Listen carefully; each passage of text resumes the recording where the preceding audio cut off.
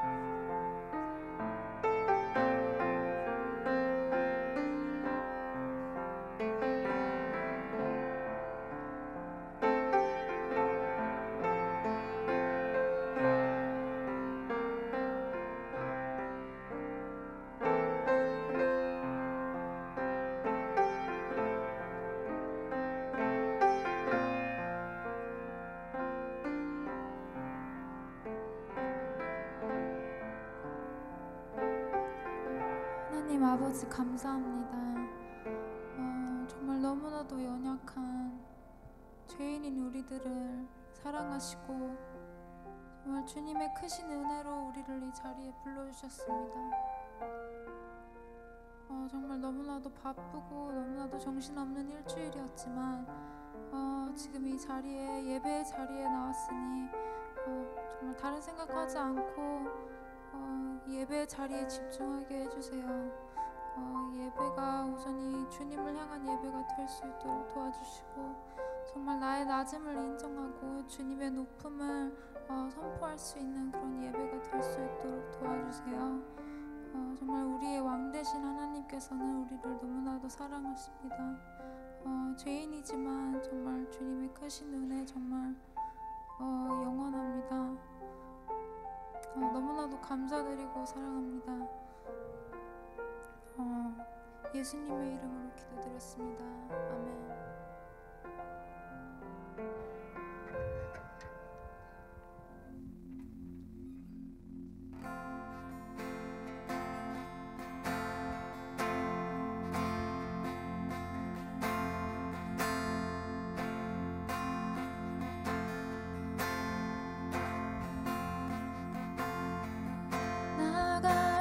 죄인 살리신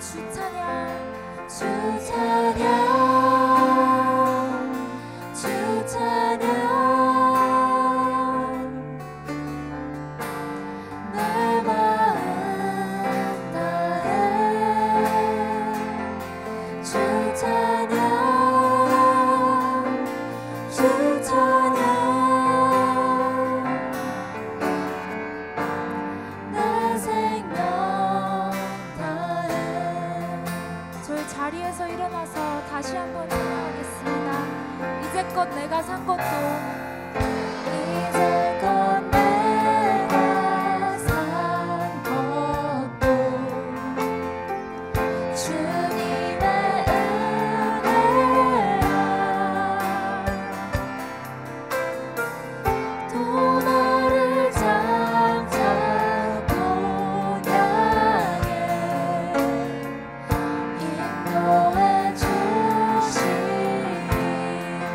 거기서 우리 영원히 거기서 우리 영원히 주님의 은혜로 해처럼 밝게 살면서 주 찬양하리라. 주 찬양, 주 찬양, 주 찬양. 내 마음 다해 주 찬양, 주 찬양. 내 생명 다해 주 찬양, 주 찬양. 내 마음 다해 주 찬양, 주 찬양. 내 생명 다해.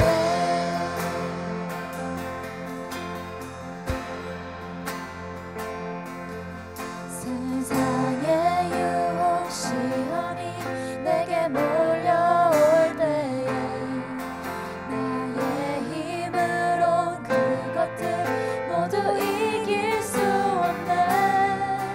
거대한 폭풍 가운데 위축된 나의 영혼 어찌할 바를 몰라 헤매이고 있을 때 주를 찬양, 주를 찬양. 손을 들고 찬양. 전쟁은 나에게 속한 건 아니니 주를 찬양. 손을 들고 찬양. 전쟁은 하나님께 속한 것이니 거짓과 속임수로 가득 찬 세상에서 어디로 갈지 몰라 머뭇거리고 있네. 공중의 권세 잡은 자 지금도 우리들을 실패와 절망으로 넘어뜨리려 하네. 주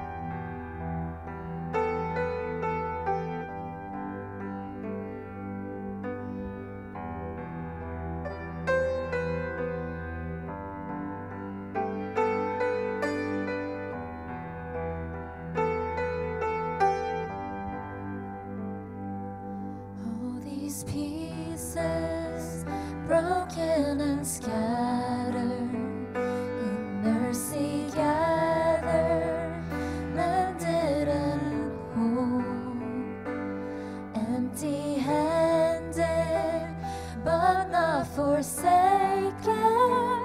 I've been set free, I've been set free. Amazing grace, how sweet the sound that saved a wretch like me. Oh, I once was lost, but now I am found. Was blind, but now I see. Oh, I can see you now. Oh, I can see the love in your eyes, laying yourself down,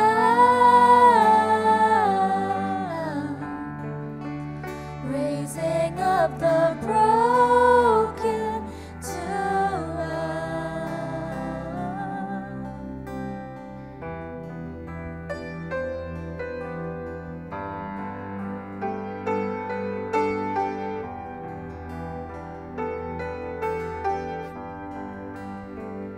You take our failure, you take our weakness, you set your treasure in jars of clay. So take this heart, Lord, I'll be your vessel, the world to see your life in me. Oh, amazing grace, how sweet the sound that saved a wretch like me. Oh, I once was lost,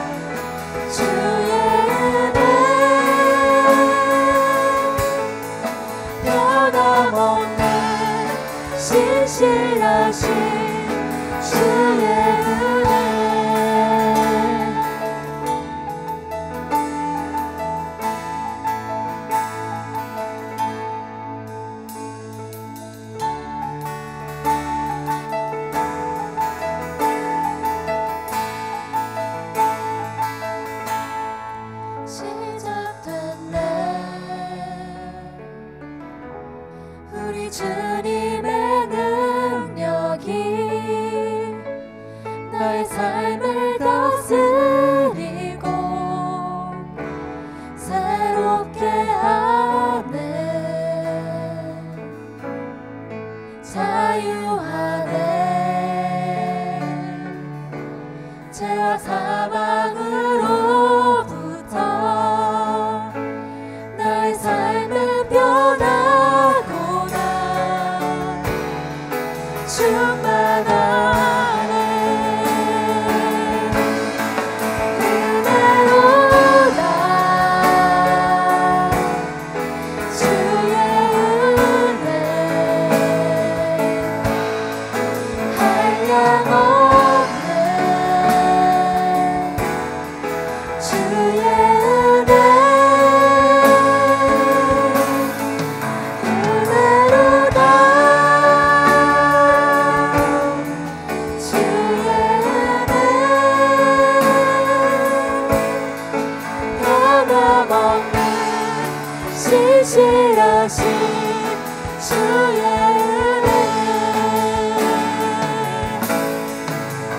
은혜로다. 주의 은혜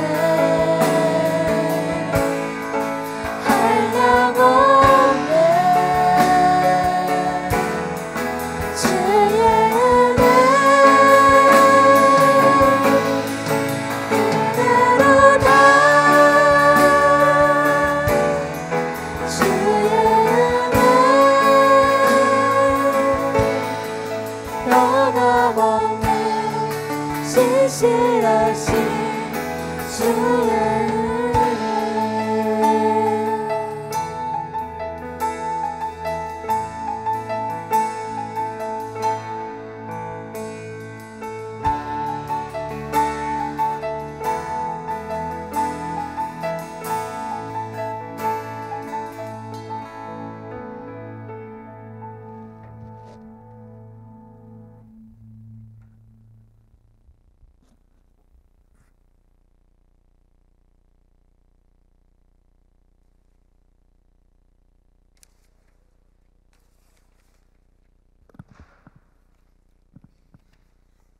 기도드리겠습니다. 하나님 아버지 감사합니다. 오늘 이렇게 대학부와 청년부 공동체가 함께 모여서 아버지께 예배드릴 수 있게 해주시니 감사드립니다. 이 시간 저희 모두 주님 한 분께만 집중하여 온전한 예배를 드리기 원합니다. 주님, 이번 한 주를 살아가면서 저희는 아버지의 뜻을 구하기도 전에 세상의 기준 혹은 우리 마음의 기준대로 생각하고 행한 순간들도 많았고, 아버지의 말씀을 읽는 것보다 각자 일상의 일들을 더 우선시 여긴 순간들도 많았습니다. 이 시간 온전하게 회개하기 원합니다. 이 세상 속에서 각자의 자리에서 살아갈 때 저희의 뜻이 아니라 아버지의 뜻을 우선시하며 망설임 없이 그 뜻대로 행하게 해주시고, 항상 그 뜻과 계획하심이 무엇인지 구하며 나아가게 해주세요. 오늘 이 예배를 아버지께 올려드립니다.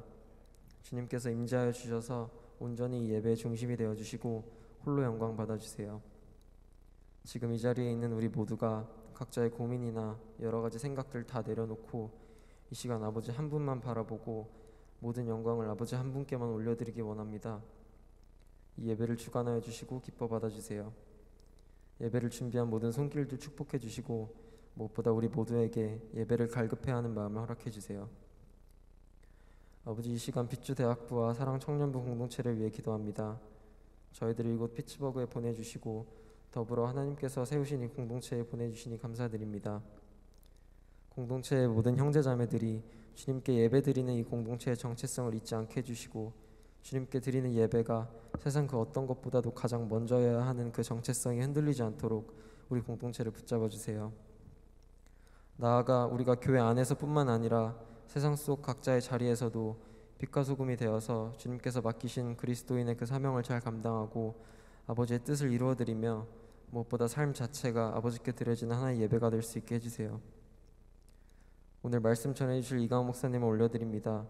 오늘 기본 족속과의 전투 그리고 은혜라는 주제로 말씀 전해주실 때 이강원 목사님의 입술을 통하여 아버지의 그 말씀이 우리 모두의 마음에 전해지고 우리가 그 말씀 붙잡고 살아갈 때 삶 속에서 거룩한 변화가 일어나도록 인도해 주세요. 목사님의 사역과 가정에 큰 은혜 내려주시고 아버지께서 늘 함께하고 계심을 기억하며 담대함으로 나아가는 이광 목사님 될 수 있게 해주세요. 감사드리며 예수님 이름으로 기도드렸습니다. 아멘.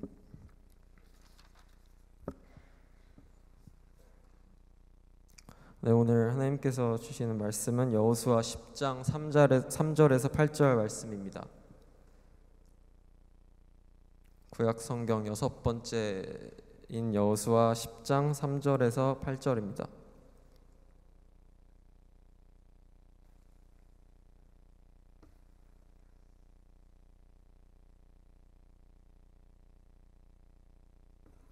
네, 그러면 제가 먼저 읽고 번갈아 가면서 읽도록 하겠습니다. 예루살렘 왕 아도니세덱이 헤브론 왕 호암과 야르뭇 왕 비람과 라기스 왕 야비야와 에글론 왕 드빌에게 보내어 이르되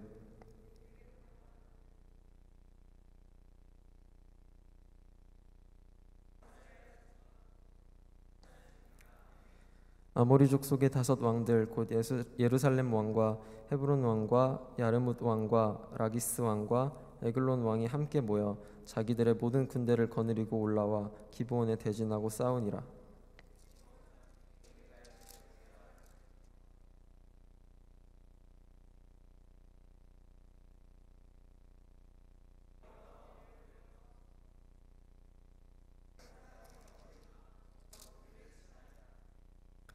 여호수아가 모든 군사와 용사와 더불어 길갈에서 올라가니라.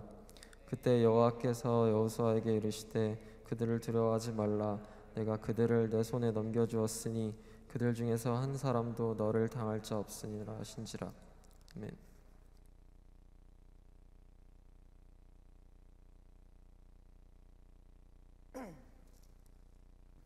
네, 여러분 반갑습니다. 지난주에 땡스기빙 잘 보내셨나요? 네, 우리 남은 자들은 정말 맛있는 거 많이 먹었는데요. 잘 보내셨으리라고 생각합니다. 오늘 지금 찬양팀도 있는데 자기 동산으로 좀 들어가서 앉아주시면 좋겠어요. 네, 자기 동산 어딘지 아시죠? 동산에 찾아가서 앉아주시면 감사드리겠습니다. 자기 옆에 다 자기 동산 옆에 앉으세요. 자, 우리 자 이제 동산 옆에 네, 조금만 더 기다릴게요.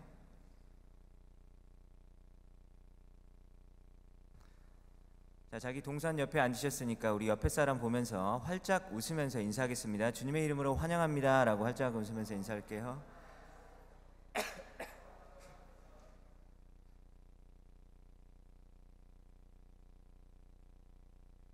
네, 강준이 자기 동산 찾아가 주세요. 네, 강준 동산 새로 생겼습니다. 네, 새로 생겼네요. 지난주에 이 땡스기빙이라서 사실 많은 분들이 빠져 있었어요. 그런데 이제 기독교 기본 시리즈가 끝나고 여호수아로 지금 진행하고 있습니다. 그래서 지난주에 어떤 얘기를 했냐면 기브온 족속이라는 좀 잘 못 들어봤죠, 그죠? 기브온 족속이라는 사람들이 가나안 땅에 살고 있었는데 여호수아가 이끄는 200여만 명의 그 이스라엘 민족들이 애굽을 탈출했잖아요. 그 유명한 모세가 막 출애굽해가지고 홍해 가르고 막 해가지고 탈출을 했는데 모세가 죽고 이제 모세의 다음 리더인 여호수아가 이끄는 그 이스라엘 민족들이 가나안 땅으로 오게 됐어요.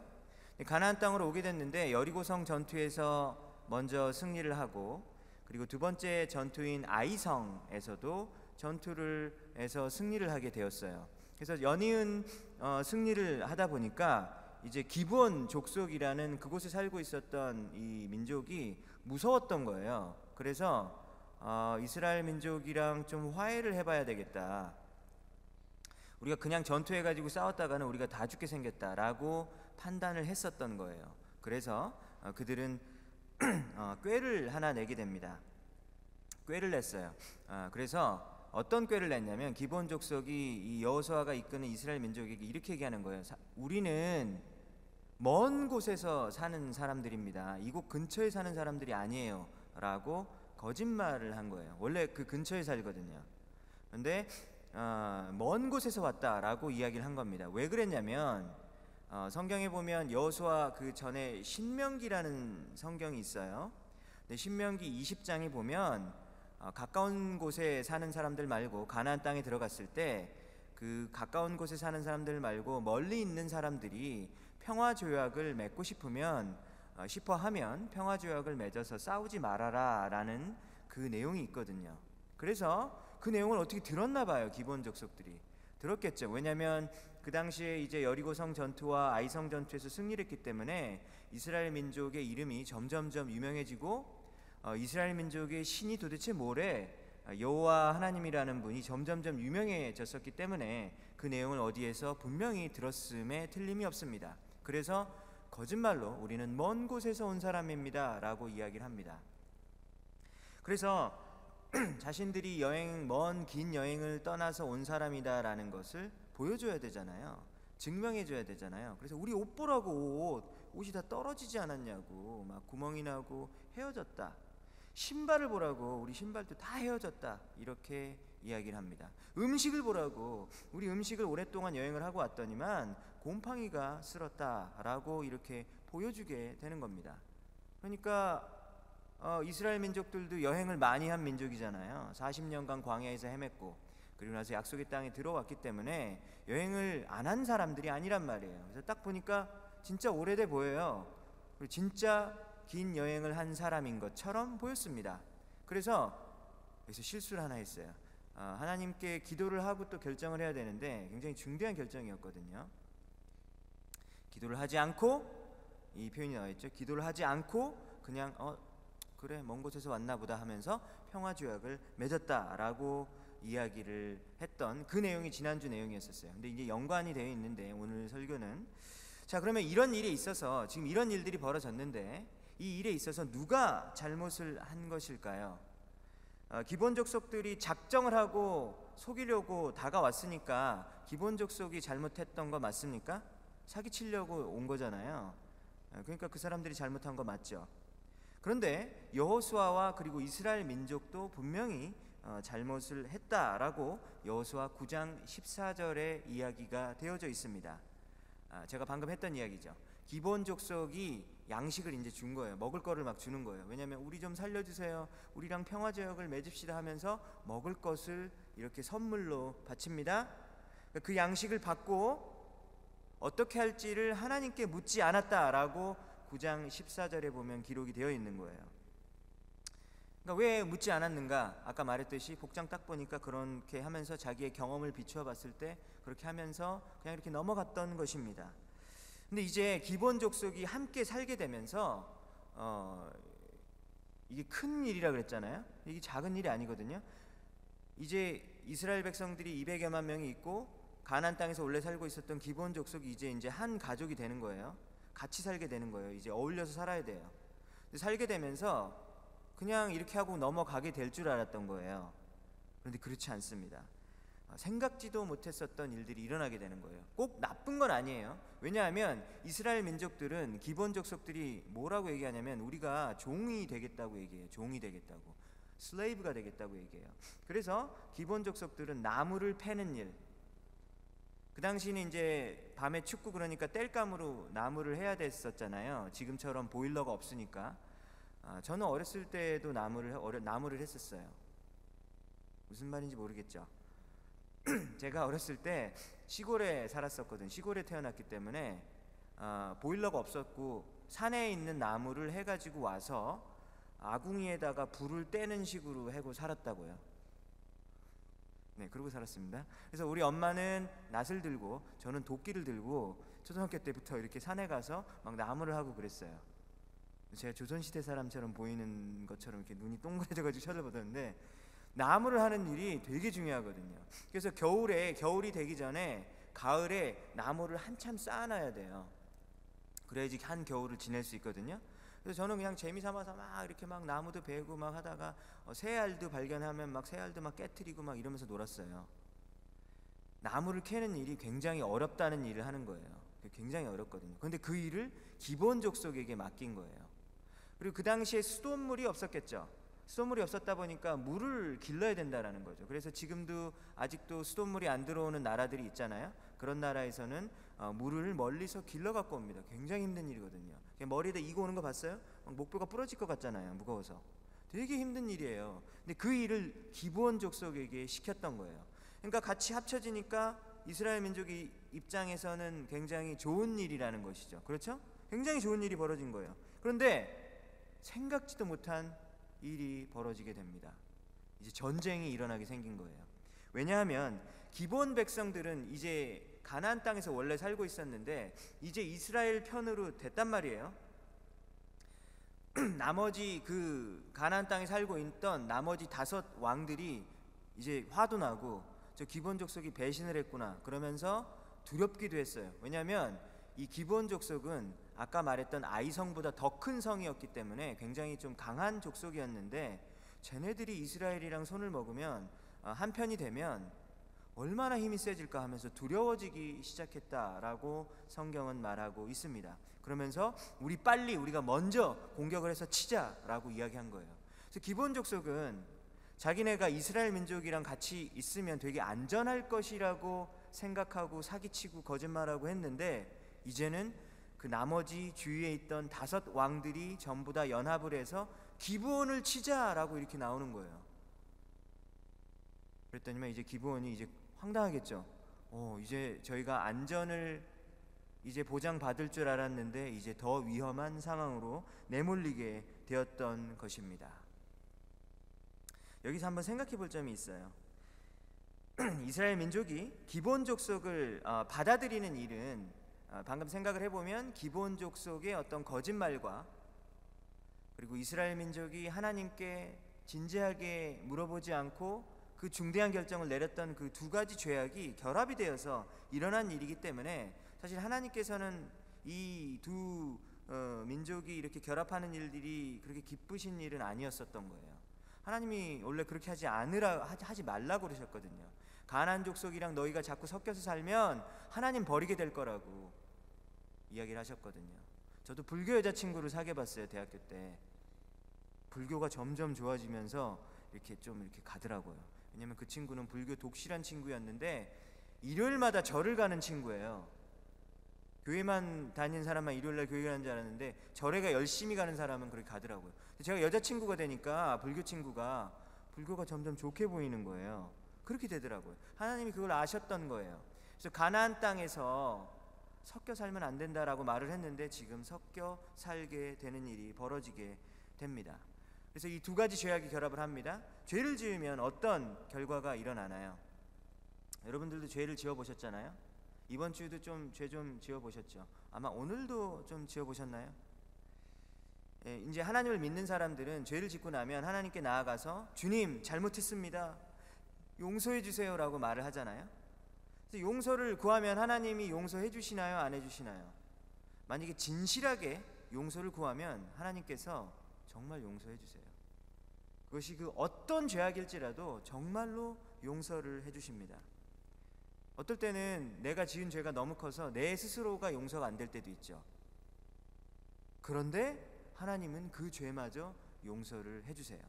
근데 나는 나 자신을 용서 못할 때도 있어요. 그런데 예수님은 용서를 해주신다라는 것이죠.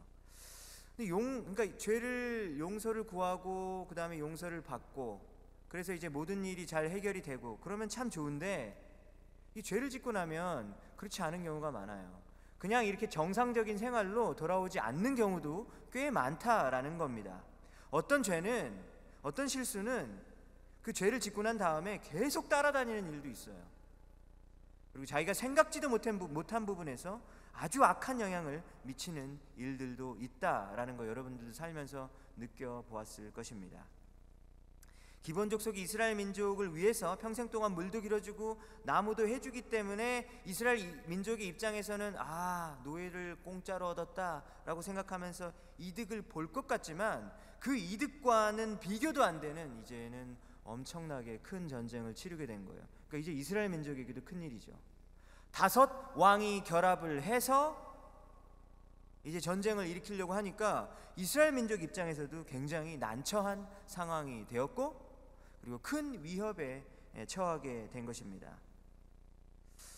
예전에 제가 있었던 곳에서 한 청년이 있었는데요. 이 청년이 고등학교 때 방황을 많이 했어요. 근데 방황을 한 것도 사실 조금 이해는 됩니다. 왜냐하면 이 부모님이 좀 사이가 되게 안 좋으셨고, 그리고 어렸을 때부터 부모님이 계속 싸우셨다라고 하더라고요. 그래서 또 어떤 일이 일어났냐면 아버지가 이제 바람을 피우신 거예요. 여러 명의 여자들과 바람을 피우시고, 그러니까 막 집안이 막 풍지박산이 났겠죠. 그래서 그런 가정에서 어렸을 때부터 살아왔던 거예요. 또 얼마나 힘들었어요. 근데 그래서 이 친구가 처음엔 진짜 착한 학생이었다라고 다른 친구가 얘기하더라고요. 그러니까 초등학교 때 같이 다녔던 친구가. 근데 어느 날 중학교 고등학교 때부터 이렇게 삐뚤어지는 길을 걸어가게 되었어요. 그래서 뭐 중학생 고등학생이 술도 먹고 담배도 피고 마약도 하고, 그리고 막 성관계도 하고 막 그렇게 하다가 고등학교 때 임신을 하게 되었어요. 근데 이 자매가 임신을 했는데 참 어려운 상황이잖아요. 근데 이 자매가 그래도 어렵지만 아주 훌륭한 결정을 내렸어요. 낙태를 하거나 다른 생각을 하지 않고 아이를 낳았어요. 그렇지만 사귀었던 남자친구는 계속해서 정신을 못 차리고 마약과 술에 빠져서 살아갔습니다. 그래서 그런데 이제 신기하게 이 남자는 계속해서 이렇게 이 여자친구를 버리고, 그리고 이 애기도 별로 신경을 안 쓰는데 양육권을 달라 그러는 거예요. 양육권 재판이 막 아주 지루하게 계속 몇 년 동안 일어나게 됩니다. 굉장히 어려운 일들이죠. 이런 일들이 계속해서 따라가는 거예요. 그런데 이 남자친구는 정말 아빠로서의 역할도 전혀 하지도 않는데 이런 거를 요구한다라는 것이죠. 말이 안 되는 일이죠. 그래서 이 자매가 근데 교회를 나오게 됐어요. 교회를 나오게 돼서 예수님을 점점점 깊이 만나게 되고, 그리고 점점점 예수님의 제자의 길로 나아가고 있었습니다. 대단한 것 같아요. 너무 이 친구가 존경스럽고 너무 대단해요. 하나님이 이 자매가 이렇게 하나님 앞에 나와서 회개의 기도를 했을 때, 하나님 제가 뭐 이러이러한 일, 뭐 누구누구 탓도 있지만, 뭐 엄마 아빠 탓도 있지만 잘못했습니다라고 진실하게 고백을 했겠죠. 그럼 하나님이 용서를 해주실까요? 해주시지 않으실까요? 당연히 용서해 주시죠. 그런데 용서를 해주시는데, 용서함을 받았다고 해서 이 자매의 인생이 그때부터 갑자기 쉬워지는 것은 결코 아니라는 거예요. 평탄대로를 걷는 것은 아닙니다. 왜 그럴까요? 이 죄라는 것이 파괴적인 영향력이 매우 크다라는 것이죠. 이제 20살의 나이가 되어서 엄마가 된 거잖아요. 그래서 아기를 키우는 일 쉽겠어요? 어렵겠어요? 굉장히 어렵겠죠. 같은 나이 친구 때들은 어때요? 그냥 놀고 싶으면 그냥 나가서 놀아요. 근데 이제는 놀 수 있어요? 없어요? 못 놀아요. 왜냐면 이제 아기를 봐야 되니까. 그러니까 얼마나 그게 답답한지 몰라요. 다행히 막 주위 사람들이 도와주고 엄마도 좀 도와주고 아기도 봐주고 하지만 그것 자체가 너무너무 힘든 거예요. 왜냐면 이 친구는 재밌게 노는 걸 이제 좋아하니까, 다른 모든 젊은이들처럼. 남편 없이 이걸 뭐라 그러죠? 미혼모로 살아간다라는 것이 얼마나 힘들겠어요. 재정적으로 힘들죠. 일단 돈이 없으니까 늘 식당에 가서 일해야 되고 파트타임으로 일해야 되고 너무너무 힘든 거예요. 사랑하는 딸이 생긴 것은 너무나도 큰 축복이지만 하나님이 계획하신 성경에서 말하고 있는 그런 결혼 안에서 이런 가정을 이루는 일들이 이루어지지 않았기 때문에 이 어려움은 계속해서 따라다니는 거예요. 몇 년만이겠어요? 계속해서 아이가 크는 동안에 이런 어려움들이 따라온다라는 것이죠.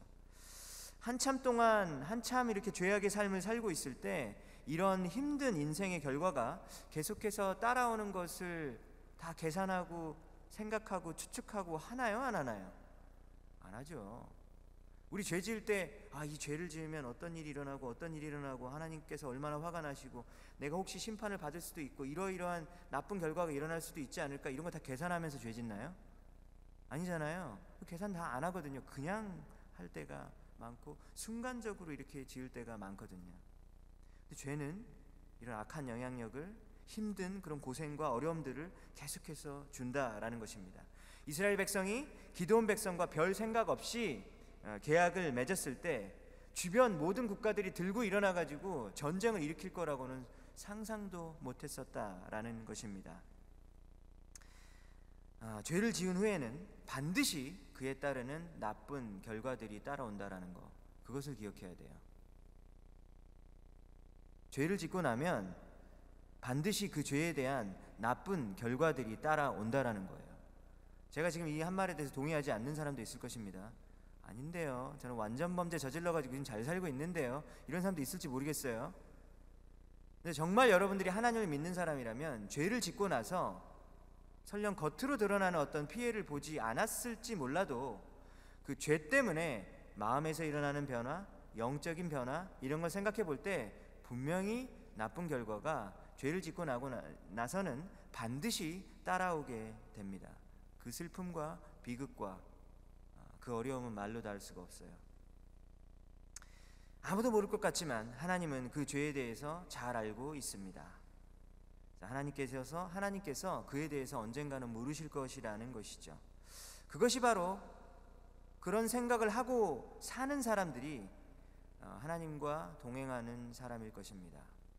하나님의 임재를 늘 느끼고 사는 사람은 하나님께서 이 죄에 대해서도 물으시겠지라고 하면서 죄에 대해서 되게 중요하게 생각하는 사람이라는 것이죠. 여러분들, 오늘 이 말씀을 들으면서 죄에 대해서 심각하게 생각하는 마음이 여러분들의 마음 가운데 자리 잡았으면 좋겠어요. 죄라는 것은 심각하다. 내가 늘 습관적으로 짓고 지금 큰 피해가 없는 것 같지만 죄는 심각하다라는 생각을 해야 된다는 거예요. 두 번째, 이 기본 족속에 대해서 한번 생각을 해볼게요. 기본 족속은 굉장히 계산적으로 생각을 했죠. 이스라엘 민족에게 항복하면 평화롭게 살 수 있을 것이라고 기대하고 자신의 계획을 위해서 한 명이 거짓말하고 사기친 게 아니라 모든 기본 족속이 다 같이 모여서 기본 족속이 단체로 집단으로 거짓말을 하고 사기를 쳤습니다. 이런 행동을 뭐라고 얘기하죠? 목표를 위해서는 수단과 방법을 가리지 않는다, 이런 말 하잖아요. 목표를 위해서 수단과 방법을 가리지 않는다. 그러니까 자기가 생존하고 그리고 자기가 평화롭게 살기 위해서는 막 옷 같은 거 막 일부러 막 낡게 만든 다음에 입었을 거 아니에요. 그러니까 온갖 거짓말을 하고 사기를 쳐서라도 우리는 살아나야 돼 라고 생각하는, 목표를 위해 수단과 방법을 가리지 않는 일을 했던 자들이 바로 기브온 백성들이었습니다. 여러분에게 질문해 볼게요. 수단과 방법을 가리지 않고 목표를 달성하는 사람은 성공을 합니까, 안 합니까? 수단과 방법을 가리지 않고 목표를 향해서 질주해 나가는 사람들 있잖아요. 뭐 그게 나일 수도 있고 뭐 아니면 여배 누구 쟤 뭐 이럴 수도 있는데, 성공을 합니까, 못 합니까? 저는 제가 경험할 때 수단과 방법을 가리지 않고 열심히 그렇게 막 목표를 향해서 나가는 사람들이 성공하는 케이스가 꽤 많더라고요. 한번 찔끔 눈 감고 크게 한 판 이렇게 한탕을 하면 평생 동안 먹고 살게 생겨나는 경우도 있다라는 거예요. 맞습니까? 진짜 그래요. 그럴 수 있어요. 그리고 그 후에 안 걸리면 되거든요. 그리고 그 후에 행여나 그것을 들춰낼 사람이 있으면 그 사람을 제거하면 돼요. 그게 바로 이제 완전 범죄잖아요. 그죠? 이게 바로 목표를 위해서는 수단과 방법을 가리지 않는다라는 것일 것입니다. 근데 나쁜 짓 하고 사는 사람들이 나중에 좀 벌도 받고 좀 망하면은 진짜 하나님 말씀이 맞는구나 라고 우리가 생각하고 하나님께 빨리 돌아올 거 아니에요. 근데 그렇지 않은 케이스가 너무 많은 거예요, 주위에. 아니, 하나님 살아있다면서 왜 심판을 안 해? 이런 경우가 굉장히 많다라는 겁니다. 사탄 마귀가 강력하게 힘을 발휘하고 있는 세상 속에서 우리가 살고 있기 때문에 온갖 방법을 동원해서 성공을 향해 달려간 사람들이 실제로 이 세상에 성공을 누리는 경우가 정말 많아요. 그러나 만약 여러분이 공의의 하나님, righteous God, 공의의 하나님을 믿는다면 반드시 잊지 않아야 될 사실이 하나 있는데요. 그것이 바로 무엇이냐면 하나님께서 반드시 이 세상을 언젠가 공평하게, 공정하게 심판하시고, 사람들, 재판관들은 좀 재판을 잘못하는 경우가 많잖아요. 근데 하나님은 완벽한 재판관이시거든요. 그래서 언젠가 하나님께서 이 세상을 완전한 기준과 완전한 방법으로 심판을 하시고, 개개인 한 명 한 명도 완벽하게 하나님께서 공평하게 심판하실 것이다 라는 것을 믿어야 하겠습니다. 만약에, 근데 이게 그렇게 어려운 일은 아니에요. 왜냐면 우리 마음 가운데서 세상적인 성공을 정말로 이게 너무 배 아픈 거예요. 너무 부러운 거예요. 그렇지만 않다면 사실 악인의 형통함을 부러워할 일은 없을 것입니다. 악인의 형통함을 부러워하는 일이 없을 것이라는 것이죠. 그러면서 그 사람이 잘된 것을 보고 나도 그때 그냥 불법 한번 저지를 걸, 나도 그냥 한번 눈 찔끔 감고 하나님 없다 생각하고 그냥 그렇게 할 걸 하면서 배 아프지 않을 것이다 라는 겁니다. 기브온은 자유를 얻기 위해서 그리고 자신의 어떤 생존을 하기 위해서 사기와 거짓말을 집단적으로 했지만 곧 그들은 예기치 못한 일을 맞이하게 되었습니다. 계약을 체결하자마자 5명의 아모리 왕들이 군대를 일으켜서 기브온을 공격하기로 결정한 거예요. 이처럼 수단과 방법을 가리지 않고 목표를 추구할 때 사실 잘 될 것 같지만 결국은 생각지도 못한 어려움을 겪게 되는 일들이 반드시 언젠가는 일어나게 될 것입니다. 살아있는 기간 동안에 일어나지 않으면 언제 일어날까요? 죽은 다음에 하나님께서 심판을 반드시 하시겠죠. 야곱이 기브온과 같은 사람이었어요. 야곱. 창세기에 나오는 야곱이 있죠. 야곱은 어떤 사람이었냐면 쌍둥이로 태어났죠. 그런데 형 에서가 먼저 태어난 거예요. 그 다음에 안돼 내가 먼저 나가야 돼 그러면서 형의 발목을 잡고 막 태어났는데 한 발 늦은 거예요. 그래서 이제 둘째 아들이 됩니다. 쌍둥이인데 둘째 아들인 거예요. 근데 그 당시에는 첫째 아들이 누릴 수 있는 그런 특권들이 굉장히 많았었거든요. 그래서 장자라는 것 때문에, 맏아들이라는 것 때문에 굉장히 많은 특권이 있었고, 나중에 아버지가 죽으신 다음에 유산을 물려주시는데 유산을 물려줄 때에도 첫째 아들은 2배로 물려주는 거예요. 둘째 아들보다 2배로 물려주는 거예요. 그런데 야곱은 지기 싫어하는 성격이에요. 아주 경쟁심이 많은 사람이었기 때문에 이런 상황들을 그냥 내버려 두지 않았습니다. 포기하지 않고 끈질기게 그것을 바꾸려고 노력했죠. 그래서 여러분들이 알다시피 어떻게 했습니까? 형 에서가 잠깐 사냥을 나간 사이에 형이 털이 많은 형이었었어요. 그래서 형처럼 보이게 하기 위해서 손에다가 이렇게 털가죽을 딱 씌운 다음에, 그리고 목소리도 이제 형처럼 하는 거예요. 아버지 저 왔어요. 이렇게 딱 하는 거예요. 에서처럼.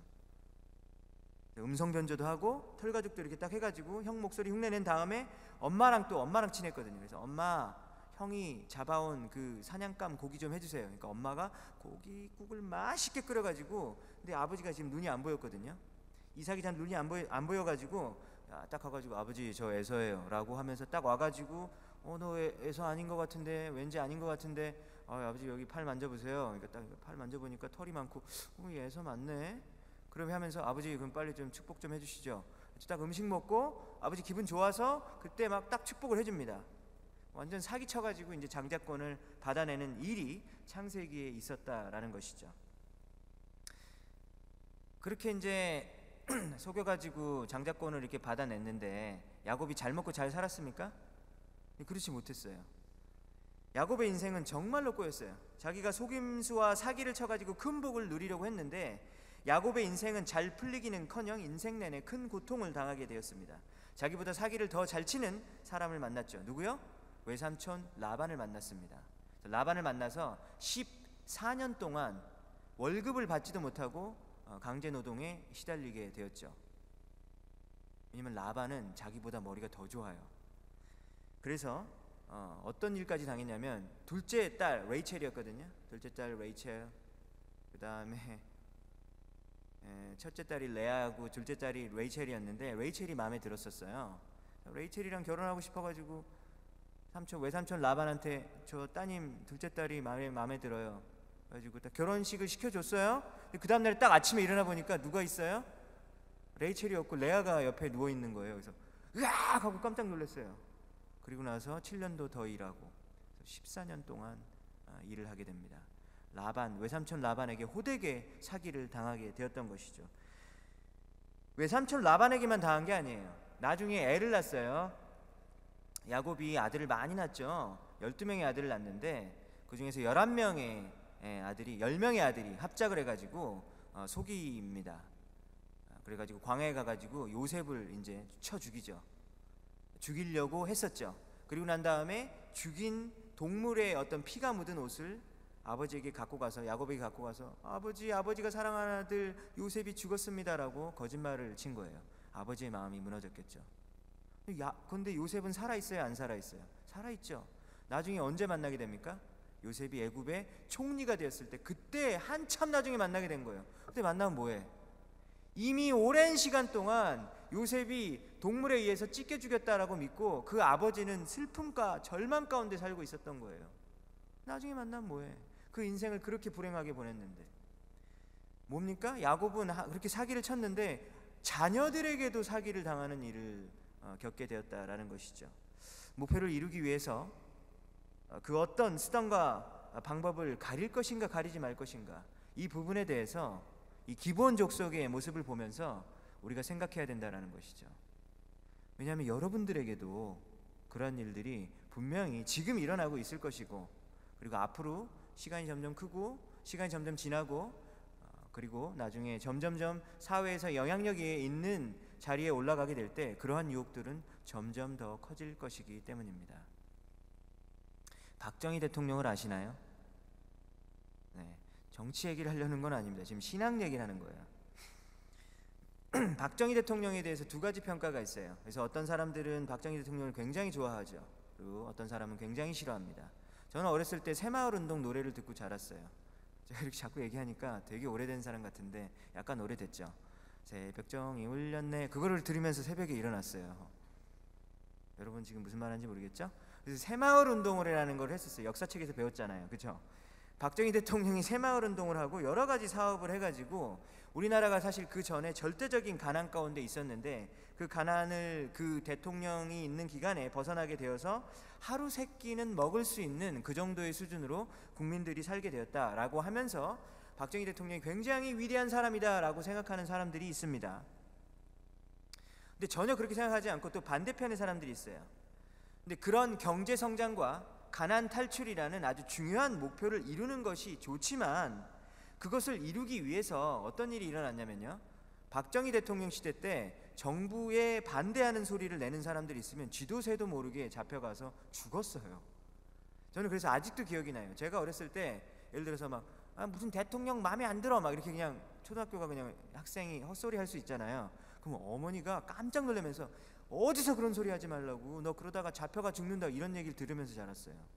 근데 지금은 어때요? 여러분들 욕하잖아요. 막 욕하잖아요, 그죠? 막 대통령 가지고 막 뭐 무슨 막 놈 막 무슨 막 욕하고 얼마 많아요. 근데 지금은 그러니까 언론의 자유가 있어서 그랬지만 그 당시에는 그것이 불가능한 사회였다라는 거예요. 그래서 뭐냐면 또 다른 사람들은 목표를 이루는 것이 좋지만 그것을 이루기 위해서 반대의 목소리를 내는 사람들은 고문을 가해서 죽여버리는 그런 것은 잘못된 것이다. 그렇기 때문에 박정희 대통령은 잘못된 것이다. 그리고 이제 헌법을 고쳤거든요. 이제 굉장히 불법적으로 헌법을 고쳤어요. 어떻게 고쳤냐면 그 당시에 대통령의 임기가 6년이었는데 자기가 평생 동안 대통령을 할 수 있도록 헌법을 바꿨어요. 그래서 6년 하고 또 6년 하고 또 6년 하고 또 6년 해가지고 평생 동안 자기가 대통령으로 살 수 있도록 헌법을 뜯어 고칩니다. 그러니까 자기가 경제 성장을 이루고 그리고 가난을 탈출하려는 그런 목표를 세운 것은 참 좋은 것이지만 그런 방법들은 분명히 잘못된 거예요. 그렇죠? 성경적으로 봤을 때 이것은 안 된다라는 것입니다. 그리스도인들은 사회를 바라볼 때 그리고 우리 자기 자신의 모습을 바라볼 때 이런 성경적인 관점으로 바라보아야 하기 때문에 제가 이 말씀을 드리는 것입니다. 여러분 한번 상상해 보세요. 여러분의 가족 중에서 한 명이 어느 날 행방불명이 된 거예요. 그래서 나중에 시체로 돌아오게 됩니다. 어떻습니까? 끔찍하지 않습니까? 그리고 나서 왜 죽었는지 그 이유에 대해서 전혀 물을 수 없어요. 그런 사회에서 살고 있다고 생각해 보세요. 이게 맞습니까? 맞지 않아요. 이것은 성경적으로도 잘못된 일이다라는 것입니다. 몇 주 전에 아주 참담한 일이 벌어졌습니다. 한국교회에서 규모가 초대형으로 큰 명성교회가 있죠. 저는 사실 명성교회를 좀 다녔어요. 대학생 때. 군대에 있을 때 동두천에 있었기 때문에 명성교회가 좀 가까워서 주말에 휴가를 나오면 이렇게 명성교회를 가곤 했습니다. 대학부도 참석을 했었고 셀그룹까지 참석을 했었어요. 동산 모임도. 저는 그래서 김사한 목사님의 설교도 사실 들었고, 막 목사님이 설교하실 때 막 울면서 설교를 하시는 거예요. 대학생들을 향해서 내가 여러분들 막 그래서 막 저도 막 얼마나 울었는지 몰라요. 그렇기 때문에 사실 저는 그분을 굉장히 존경해 왔거든요. 근데 이분이 이번에 몇 주 전에 자신의 아들에게 담임 목사를 물려주는 일이 벌어지게 되었습니다. 그래서 이 사건 때문에 JTBC 뉴스 아시죠? 한국에서 뉴스 요즘에 제일 좀 1등 아닌가요? 그 뉴스에 이제 명성교회 장로님이 나와서 손석희 씨와 인터뷰를 하면서 이렇게 얘기를 하는 내용을 했는데, 이제 명성교회를 옹호하는 이야기를 했겠죠. 어떻게 됐을 것 같아요?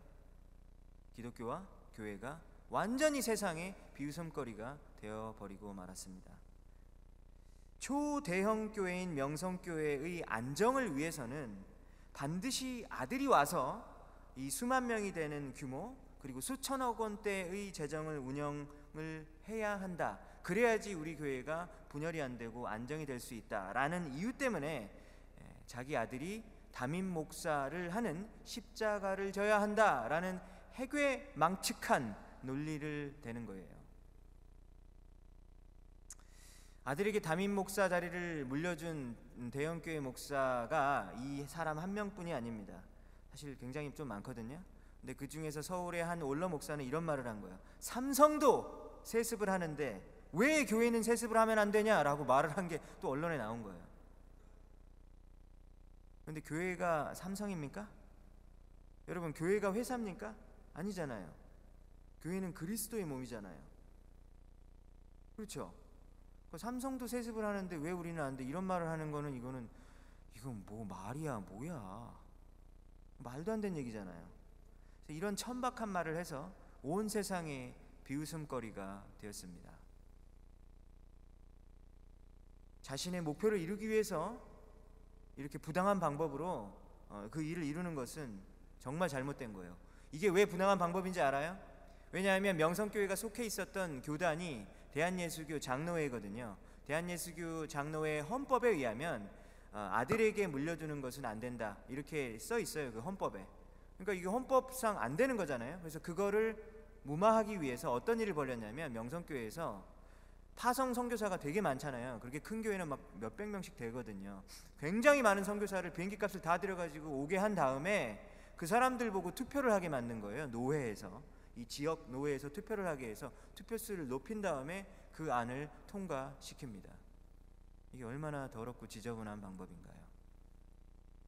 자신의 목표를 이루기 위해서 교회에서 이런 불법적인 행동을 저지르는 거 맞습니까? 틀립니까? 안 되겠죠. 혹시 여러분들이 한국에서 다니는 교회가 그렇다면 여러분들이 대학생이잖아요. 이제 청년이잖아요. 들고 일어나야 돼요. 그런 교회는 빨리 떠나야 돼요. 혹시 우리 교회가 그렇습니까? 그럼 들고 일어나야 돼요. 제가 혹시 잘못을 합니까? 저한테 찾아오셔서 목사님 그런 식으로 살지 마세요, 말하는 선지자와 같은 여러분들 되시기 바랍니다. 아멘 했는데 기분이 별로 안 좋네. 한 가지 마지막 일을 얘기해 줄게요. 달라스에서 제가 유스 패스터를 하고 있었어요.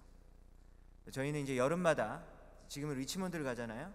그래서 그때 어디 갔냐면 플로리다, 올랜도 플로리다를 갔어요. 왜냐면은 거긴 디즈니랜드가 있잖아요. 그래서 올랜도 플로리다를 갔어요. 가가지고 그 옆에 있는 교회에 가서 막 놀이터 막 삽질하고 막 일주일 내내 막 노동을 하루 종일 했어요. 엄청나게 하고 섬기고 막 잔디 뽑고 풀 뽑고 막 페인트 칠하고 막 집을 고쳐주고 엄청나게 고생을 많이 했습니다. 우리 10대 친구들이랑 함께 막 삽질하고 막 열심히 일을 했어요. 그래서 이제 다 일이 끝나고 난 다음에 어디로 가야 돼요? 디즈니랜드로 갔어요.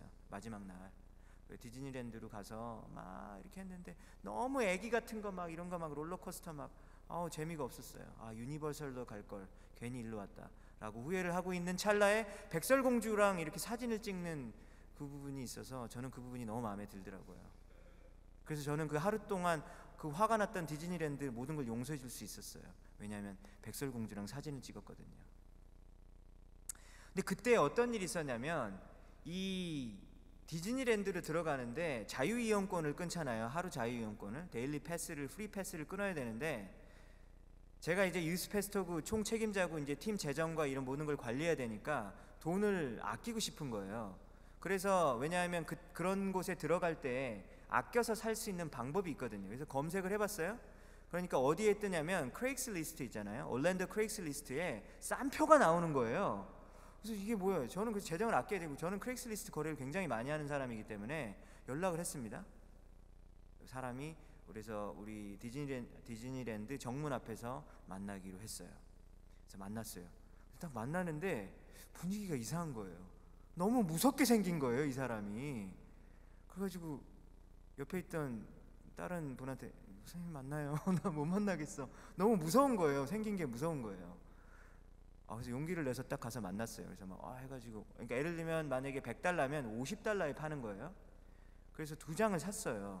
샀는데 이게 왜 이게 $50냐고 물어보니까 지금 잘 기억은 안 나는데 굉장히 부정적인 방법인 거예요. 그러니까 뭐 해고 들어갔다가 다시 나왔다가 뭐 준가 막 이런 식인 거예요. 재활용하는 거죠. 잘못된 거잖아요. 어쨌든 싸게 샀어요, 2장을. 제가 싸게 사가지고 딱 오니까 그때 우리 유스그룹 안에 이제 새신자 있거든요. 새신자, 이제 처음 믿게 되는, 아직 예수님을 믿지 않는 친구가 저한테 이러는 거예요. 교회에서 이렇게 불법을 저질러도 됩니까? 라고 저한테 이렇게 따지는 거예요. 그래서 제가 당황스럽고 얼굴이 빨개지면서 부끄러워졌어요. 미안해 라고 말을 했어요. 미안하다고, 내가 잘못했다고. 생각해보니까 너무 부끄러운 거예요. 그래서 2장은 사서 이제 이거 못 바꾸고 앞으로 안 살게 하면서 매표구로 가서 다 사게 됐어요. 정말 부끄러운 일을 학생들, 그 10대 학생들 앞에서 한 거죠. 얼마나 부끄러운 일이에요.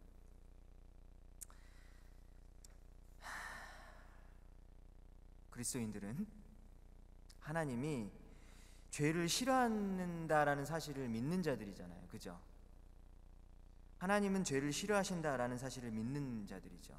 그래서 목표와 성공과 꿈을 이루기 위해서는 부정한 방법을 쓰는 것을 하나님께서 기뻐하시지 않는다라는 사실을 믿는 자들이죠. 거룩한 목표는 거룩한 방법을 통해서만 이루어져야 하는 것입니다. 그렇습니까? 거룩한 목표는, 그걸 세웠으면 거룩한 방법으로만 이루어야지 그것이 의미가 있다라는 것이죠. 거룩한 목표를 이루겠다고 거룩하지 않는 수단을 쓰는 것은 마치 정말로 하나님의 영광을 위해서 죄를 지을게요 라고 하는 것과 똑같은 거예요. 하나님, 제가 주님께 영광을 돌리기 위해서는 제가 죄라도 짓겠습니다, 이런 말도 안 되는 말을 하는 것이라는 것이죠. 하나님, 제가 헌금을 많이 드리고 싶어서 하나님께 영광 돌리고 싶습니다, 그래서 탈세할게요. 제가 세금 안 내고 하나님께 헌금 많이 낼게요. 하나님, 제가 도둑질해가지고 헌금 많이 낼게요. 이렇게 하면 될까요? 안 될까요? 이건 안 된다라는 것이죠. 하나님, 제가 좋은 직장에 취업해서 하나님의 영광을 돌리고 싶습니다, 이런 꿈 많이 가지고 있잖아요. 그죠? 그렇잖아요. 기도할 때 뭐라고 기도해요? 하나님, 제가 이 직장 들어가면 하나님께 영광 돌릴게요, 진짜. 왜요? 제가 이 직장을 들어간다라는 것 자체가 하나님께 영광이 되지 않겠습니까? 라고 하면서 기도 많이 하잖아요. 좋은 직장에 취업해가지고 하나님의 영광을 돌리기 위해서 불법으로 하나님, 제가 영주권을 받겠습니다, 이거 말이 돼요, 안 돼요? 안 되죠. 이런 말은 통하지 않는다라는 것을 우리의 마음속에 새겨야 된다라는 것입니다. 혹시 여러분 앞에 하나님께서 기뻐하시지 않는 쉬운 방법이 여러분 앞에 지금 놓여져 있습니까? 혹시 지금 여러분들이 요즘 살아가고 있는데 하나님께서 기뻐하시지 않는 너무나도 쉬운 방법, 달콤한 방법이 지금 이 앞에 놓여 있는 거예요. 그래서 유혹이 돼요. 그럴 때 우리는 뭐라고 얘기해야 되겠습니까? 하나님, 제가 비록 손해를 볼지라도, 아까 얘기했듯이 이번 한 번만 눈 찔끔 감으면 하나님, 제가 평생 사실 편할 수 있는데요,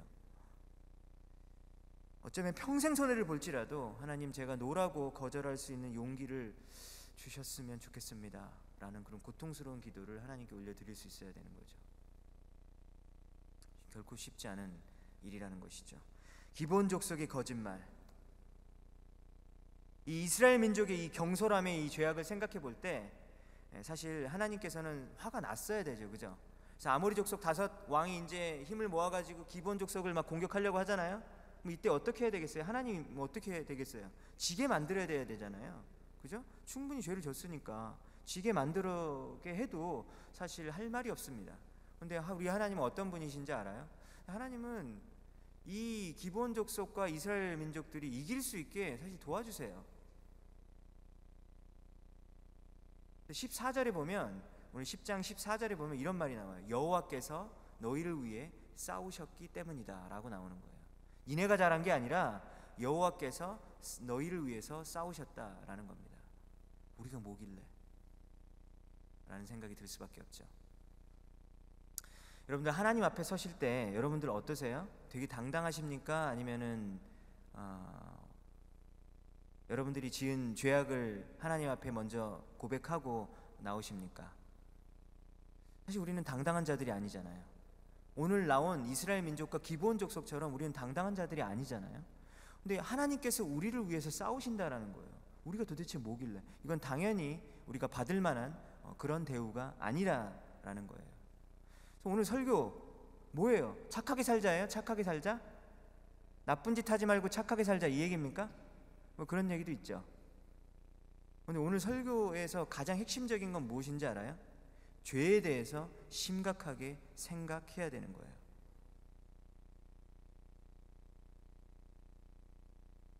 그 죄에 대해서 심각하게 생각해야 되고, 이 죄 때문에 일어나게 되는 일들이, 아주 악한 영향력들이, 우리가 생각하지도 못한 일들이 반드시 일어나게 될 것이고, 그리고 우리가 죽기 전까지 예수님을 우리의 구주로 진정으로 고백하지 않으면 무엇이 기다리고 있습니까? 영원한 심판이 기다리고 있어요. 그것이 하나님께서 세운 법칙이거든요. 하나님은 분명히 살아계신 분이십니다. 하나님 우리를 너무나 사랑하세요. 그래서 계속해서 말씀하시는 거죠. 이 자리에도 아직 하나님을 자신의 개인의 하나님으로 받아들이지 못한 분들이 몇 분 계세요. 잘 생각해 보세요. 죄라는 것은 매우 심각한 일입니다. 그 죄에 대해서 반드시 해결책을 받아야 돼요. 그 해결책은 어디서 받을 수 있나요? 하나님께로만 받을 수 있거든요. 여러분들이 길에 가다가 뭐 착한 일 몇 번 좀 하고 막 이런다고 그 죄악들이 해결될 수 있는 것이 아니에요.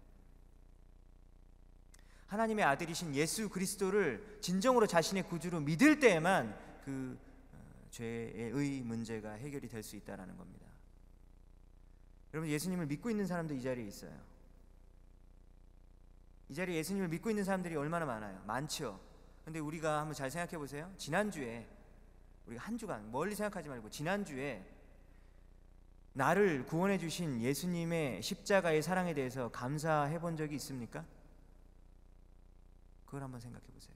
진심으로 주님께 감사한지 한번 생각해 보라는 거예요. 어제 북한에서 사역을 하고 계신 문철원 선교사님이 있었어요. 문철원 선교사님이 금요일에 말씀을 나눠주셨습니다. 근데 이제 문철원 선교사님이 여러 가지 그 북한의 어려운 환경 가운데에서도 예수님의 복음을 전하시는 거예요. 근데 얼마나 무서운 곳이에요. 그러니까 몰래 전하는 것이죠. 그러면서 이제 그 문철원 선교사님의 사모님이 나와서 또 얘기를 해줬습니다. 자유롭게 못하니까 이렇게 했대요. 밥 먹기 전에 이렇게 기도를 하셨대요. 그러니까 옆에 있던 북한 주민이 지금 뭐 하는 겁니까? 이렇게 물어봤대요. 내가 믿는 하나님께 기도하는 거예요. 밥 먹는데 왜 기도해요? 왜냐면 하나님께서 모든 만물을 만드셨고 사람도 만드셨기 때문에 그분이 나에게 주신 식사와 나에게 주신 건강에 대해서 감사하면서 기도한다라는 거예요. 북한에서 가장 크게 치는 명절이 뭐냐면 김일성 생일날이래요. 4월 12일인가? 두 번째 명절이 뭐냐면 김정일 생일이래요. 기독교에서는 최고의 명절이 무엇입니까? 라고 물어보니까 뭐라 그래요? 크리스마스와 그리고 부활절입니다 라고 이야기를 하는 거예요.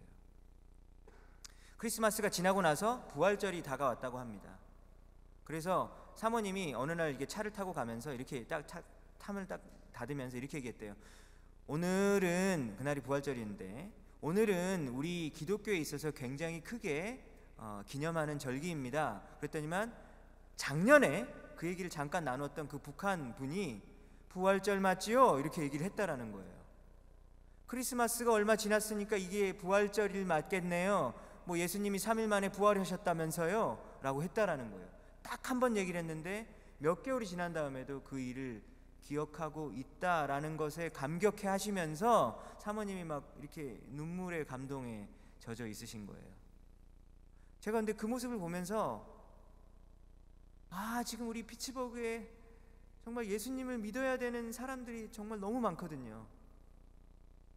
너무 많은데 제가 그 사람들에게 복음을 전하면서, 왜냐면 너무 중요한 메시지니까, 이 복음을 전하면서 저런 감격이 있어야 되는데 나에게 왜 저런 감격이 없지? 라고 굉장히 부끄럽고 제 마음이 굉장히 찔렸어요. 그리고 한편으로 우리 대학부와 청년부에 있는 아직 예수님을 알지 못하고 죄의 심각성과 그리고 죄의 심각성을 유일하게 해결해 줄 수 있는 예수 그리스도의 십자가를 아직 모르는 친구들이 몇몇이 생각이 났어요. 그래서 그들을 위해서 기도를 해야 된다, 내가 그들에게 더 마음을 쏟아야 된다, 더 정성을 쏟아야 된다 라는 생각이 드는데 제가 많이 그렇지 못한 것 같아서 너무 하나님께 죄송했어요. 제가 옛날에는 처음 예수님을 고등학교 2학년 때 믿었을 때는 그냥 우리 집안이 전혀 안 믿는 집안이니까 제가 그냥 갑자기 덩그러니 나타나가지고 예수님을 믿게 된 거예요. 그리고 목사까지 됐죠. 제가 너무 신기한 거예요. 내가 어쩌다 이런 일까지 하게 됐을까. 그러면서 우리 오늘 첫 번째 찬양 나 같은 죄인 근데 그게 찬송가로 나 같은 죄인 살리신이잖아요. 전 나 같은 죄인 살리신 그 찬양을 부르면서 2시간 동안 울었거든요. 고등학교 대학교 1학년 때 2시간씩 막 울었거든요. 진짜 막 눈물이 멈추지 않았어요. 근데 그 감격이 언젠가 이렇게 언제부턴가 사라져 있는 거예요. 이건 아니잖아요. 그렇지 않습니까? 그래서 오늘 여러분들에게, 오늘 말씀을 통해서 여러분들에게 챌린지하기 원합니다. 첫 번째 생각해야 될 것이 무엇입니까? 이 세상에 살고 있는 모든 사람들이 짓고 있는 죄악의 문제가 너무나도 심각하다라는 것이죠.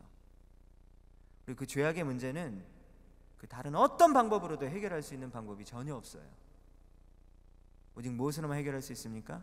하나님의 아들이신 예수님의 십자가를 믿을 때에만이 그것이 해결이 돼요. 우리의 죄를 고백하고 마음으로 믿어서 시인하고 그리고 입으로 그리고 시인을 해야 되는 거예요.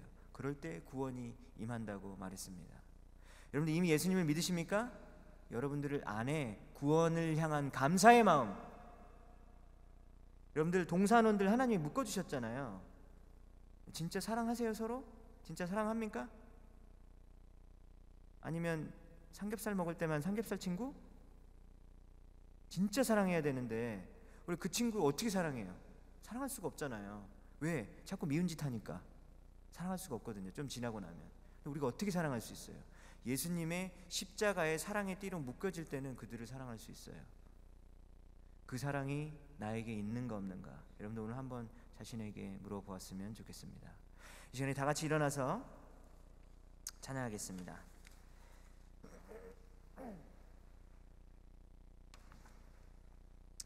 우리 나 같은 죄인 살리신 찬양하겠습니다.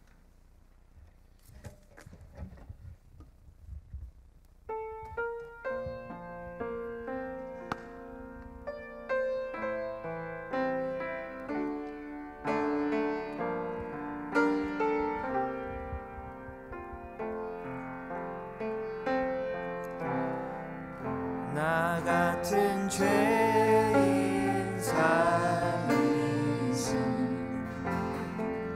주의 놀라와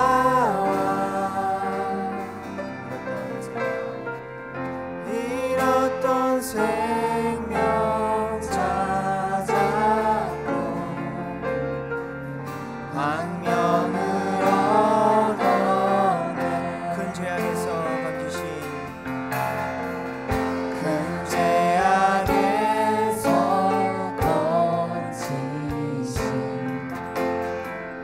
주의 고마워.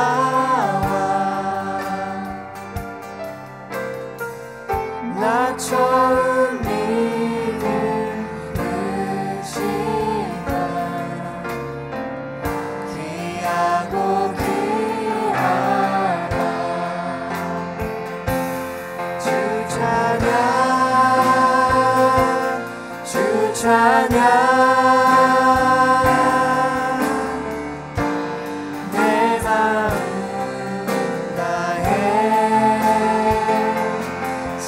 찬양, 주 찬양, 내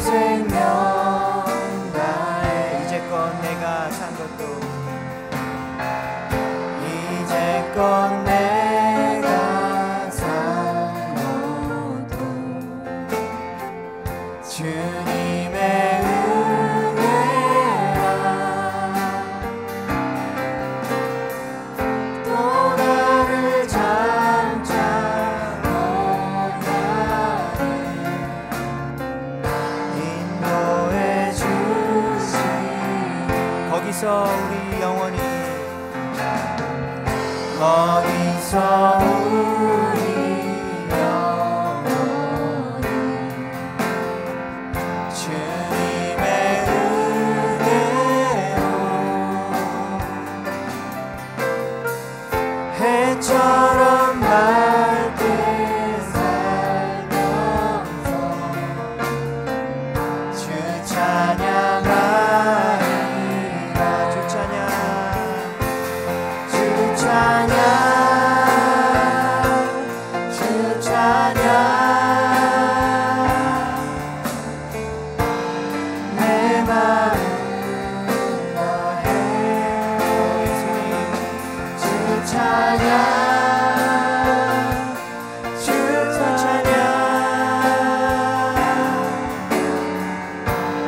내 생명 주 찬양 주 찬양 주 찬양 주 찬양 내 마음 다해 주 찬양 주 찬양 내 생명 다해. 이 시간에 우리 눈을 감고 우리 다 같이 기도하겠습니다. 하나님, 내가 매일매일 짓고 있는 수많은 죄악에 대해서 내가 진지하고 그리고 중요하게 중대하게 생각할 수 있는 내가 되게 해주십시오. 하나님, 이 죄악에 너무나도 이 죄악의 큰 문제들, 이 더러운 죄악들 때문에 생겨나는 이 세상의 수많은 불행들, 그것에 일조를 하고 있는 내 자신의 그런 모습들을 생각하면서 하나님, 나 같은 죄인을 정말로 나는 용서받을 수 있는 그런 자격이 없음에도 불구하고 나를 또 사랑하여 주시고 또 사랑하여 주시고 또 한 번 기회를 주시고 나에게 또 그렇게 늘 회복시켜 주시는 그 예수 그리스도의 귀한 은혜 감사합니다 라고 감사의 기도 올렸으면 좋겠고요. 그리고 아직도 예수님이 믿겨지지 않는 분이 있다면 하나님, 저의 인생을 주님께 드리기 원합니다. 하나님, 저의 죄를 용서해 주십시오. 예수님, 저의 인생의 구주가 되어 주시고 주인이 되어 주십시오 라고 우리 한번 고백했으면 좋겠습니다. 이 시간에 다 같이 눈을 감고 다 같이 한번 기도하겠습니다. 하나님,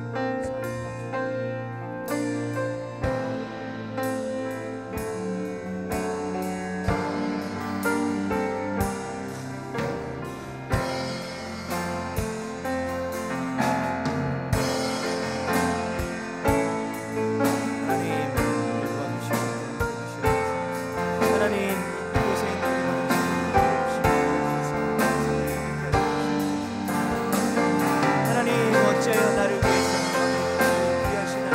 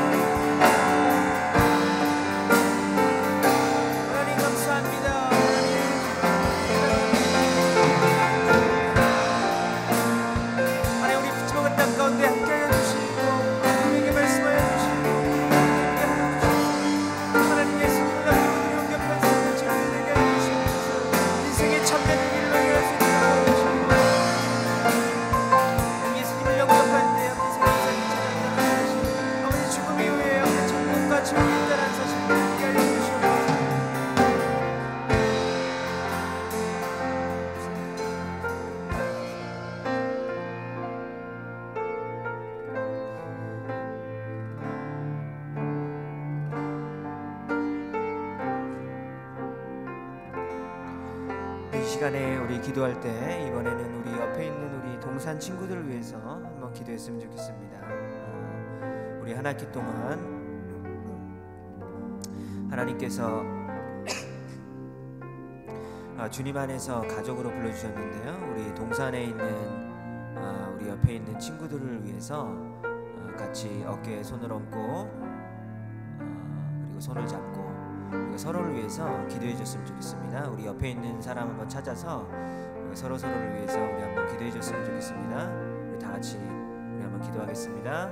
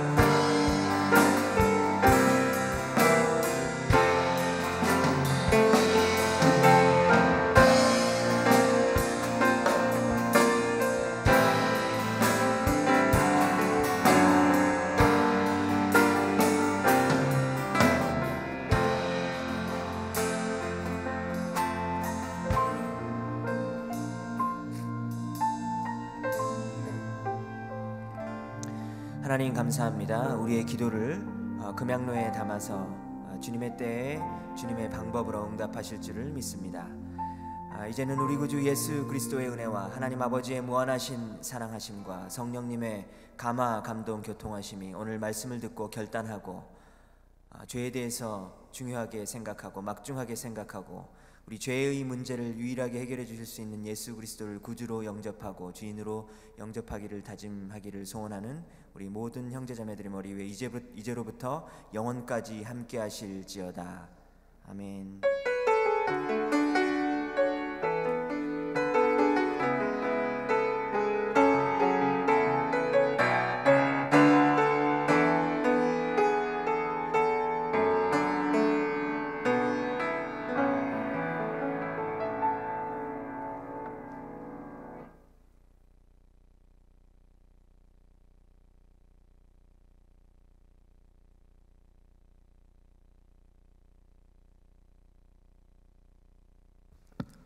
네, 광고하기 전에 오늘 특별한 손님이 찾아오셨는데 그 CMU에서 내년 봄에 CMU 기독교 단체가 있는데 내년 봄에 미션 트립이 있다고 해요. 그래서 그 CMU 크리스천 그 연합 소속 중에 저희도 포함돼 있어서 네, 그거 관련한 설명을 해주러 왔는데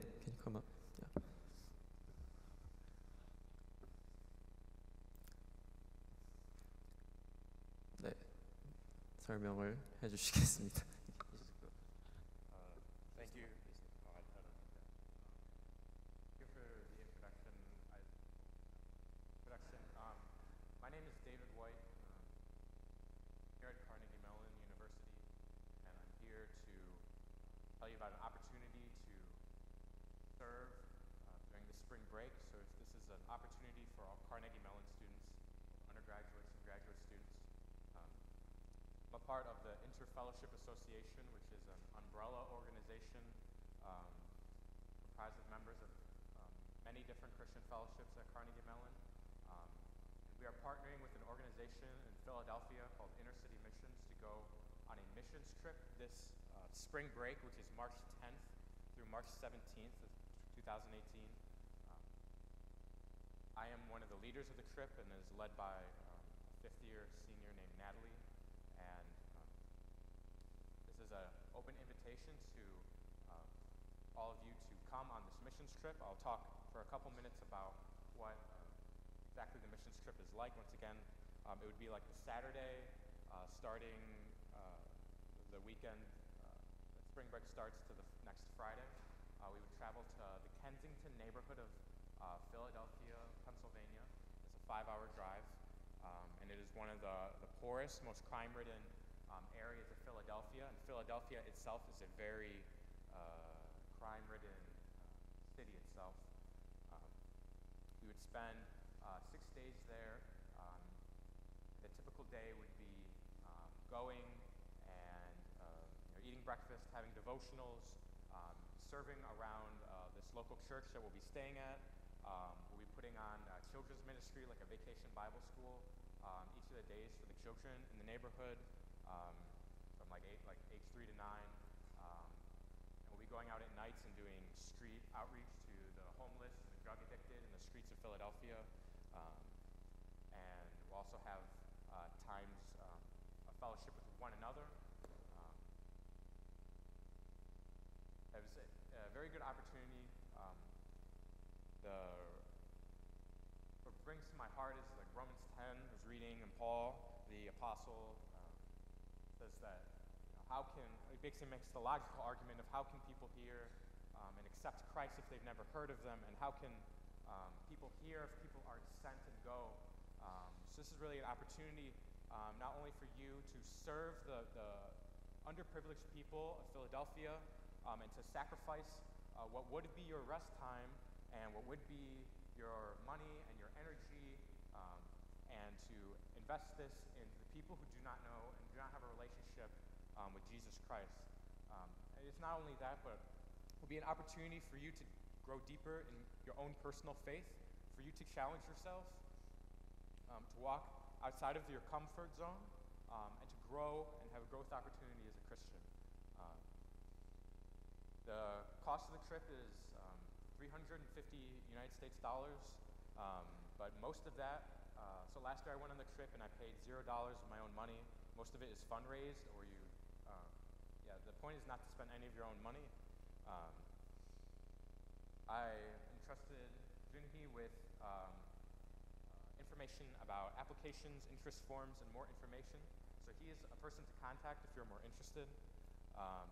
And currently, it's mostly people from Asian Christian Fellowship and InterVarsity Christian Fellowship. But I would like the group of people to go on this trip to be reflective of the body of Christ.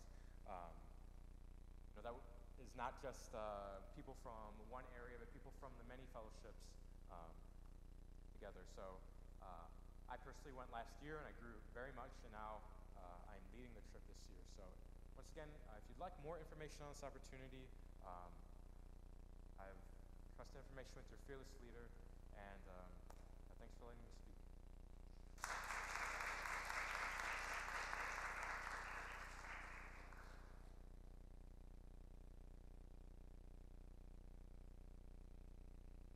네, 광고 안내 말씀드리겠습니다. 네, 오늘 예배에 오신 여러분들을 진심으로 환영합니다. 예배 후에 로비에서 이가원 목사님을 잠깐 만나주시면 감사하겠습니다. 오늘 아침 난민 사역에 참여해주신 분들 모두 감사드립니다. 오늘 그리고 샘터마을 헌금이 있는데요. 샘터마을은 한국에서 치매로 고생하고 계시는 노인분들을 섬기시는 목사님 부부가 이제 운영하고 계시는 이제 복지 그런 오르가나이제이션이에요. 그래서 그곳을 위해서 저희가 매달 헌금을 하거든요. 그래서 헌금을 같이 준비해 주셔서 그 어르신들과 또 그분들을 섬기시는 목사님 부부께 도움이 되었으면 좋겠습니다. 네, 전부터 저희 광고했던 것처럼 겨울 수련회가 1월 19일부터 21일까지 있습니다. 사전에 먼저 등록하신 분들께는 회비가 40불로 이제 할인이 되거든요. 그래서 먼저 등록을 일찍 해주시고 회비는 지은 자매 아니면은 기범 형제에게 벤모로 써주세요. 네, 이번 주제는 하나님 나라의 회복과 축제이고요. 강사 목사님은 이대종 선교사님이 와서 말씀 전해주시기로 했습니다. 네. 예배 후에 저희가 이제 성탄절을 미리 준비하기 위해서 동산 모임 하기 전에요.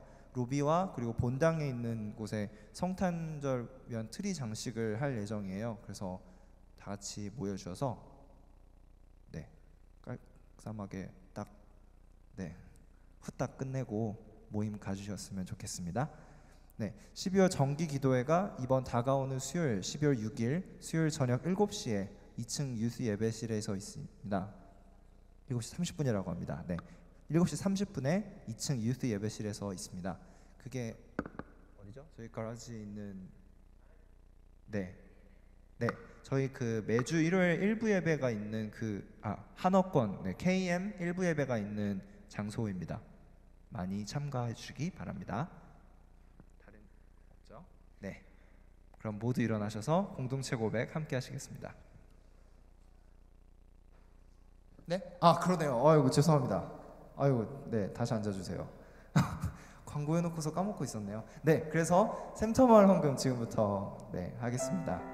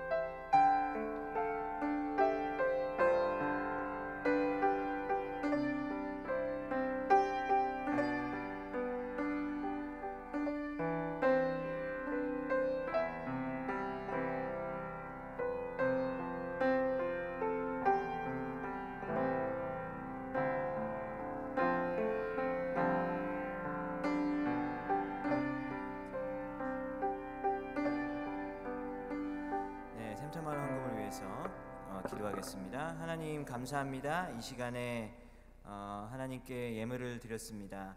한국에 있는 샘터마을에서 치매 때문에 고생하고 계시는 할아버지 할머니들에게 크게 도움이 될 수 있는 재정이 될 수 있도록 하나님께서 함께 해주시고, 그곳에서 사역하고 있는 목사님과 여러 스태프들에게 하나님께서 강건한 힘을 허락하여 주시옵소서.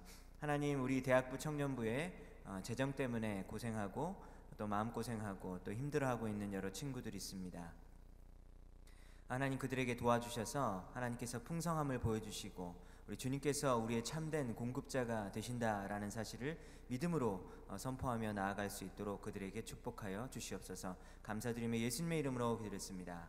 아멘. 네, 오늘 특별히 멀리 워싱턴 DC에서 우리 빛주 대학부의 전설이라고 할 수 있는 이연구 형제님이 오셔서 아침에 난민 사역 봉사, 그리고 점심 때 점심 사기, 뭐 이런 점심을 사기 위해서 계속해서 자기가 굶으면서 세이브를 했다고 그러더라고요. 직장에 돈을 많이 안 주나 봐요. 그래서 우리 이현구 형제님 어제서 너무 반가운데 잠깐 일어나면 우리 큰 박수로 환영하겠습니다. 네, 우리 저 선배처럼 우리 졸업하고 뭐 청년부들도 여기서 떠나고 그러면 가끔씩 다시 와서 밥도 사고 막 난민사역 같이 가고 그러면 참 좋겠어요. 그죠? 네, 우리 찬양팀 나오셔서.